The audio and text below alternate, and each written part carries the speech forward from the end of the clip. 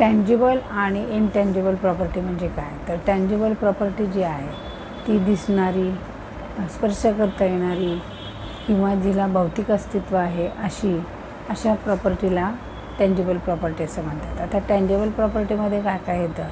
तर इमारत, जमीन, यंत्रसामुग्री, वाहने अशा ज्या दिसणाऱ्या प्रॉपर्टी आहेत त्याला आपण टँजिबल प्रॉपर्टी म्हणतो.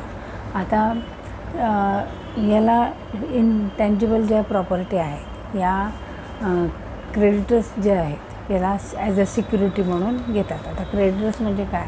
तर जे व्यक्ती लोन देते किंवा बँक्स जे आहेत त्या बँक लोन देतात तेव्हा अशा प्रकारच्या ज्या प्रॉपर्टी आहेत त्या लोनला ॲज अ सिक्युरिटी म्हणून घेऊ शकतात किंवा ॲक्सेप्ट करतात.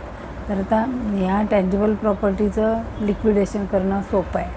तर लिक्विडेशन म्हणजे काय? तर त्या व्यक्तीचं व्हॅल्युएशन करणं किंवा प्राईस ठरवणं हे सोपं असल्यामुळे टँजिबल प्रॉपर्टी जी आहे ते क्रेडिटर्स याला सिक्युरिटी म्हणून घेऊ शकतात. तर आपण टँजिबल प्रॉपर्टी बघितली. आता इनटँजिबल प्रॉपर्टी म्हणजे काय?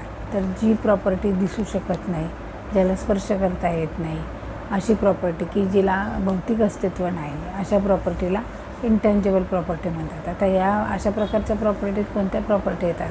तर याला इंटेलेक्च्युअल प्रॉपर्टी असंही म्हटलं जातं. आता इंटेलेक्च्युअल प्रॉपर्टीमध्ये काय काय येतं?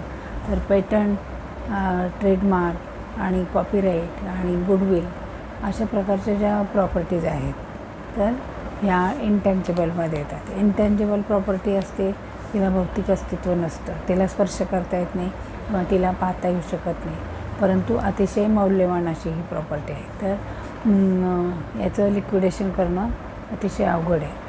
की आता जसं गुडविल पण आहे, एखाद्या व्यक्तीचं गुडविल चांगलं आहे तर गुडविल म्हणजे काय? तर त्या व्यक्तीचं बिझनेसमध्ये की बाजारात जे नाव असतं मार्केटला की ह्या प्रॉडक्टचं सगळ्यांना वेल नोन आहे की हां ह्याचं नाव आहे बाजारात, याला म्हणायचं त्याचं गुडविल. किंवा एखादी व्यक्तीची आर्थिक स्टेटस आहे किंवा त्याचं नाव बाजारात चांगलं असेल तरी आपण काय म्हणतो? त्याचं गुडविल चांगलं आहे.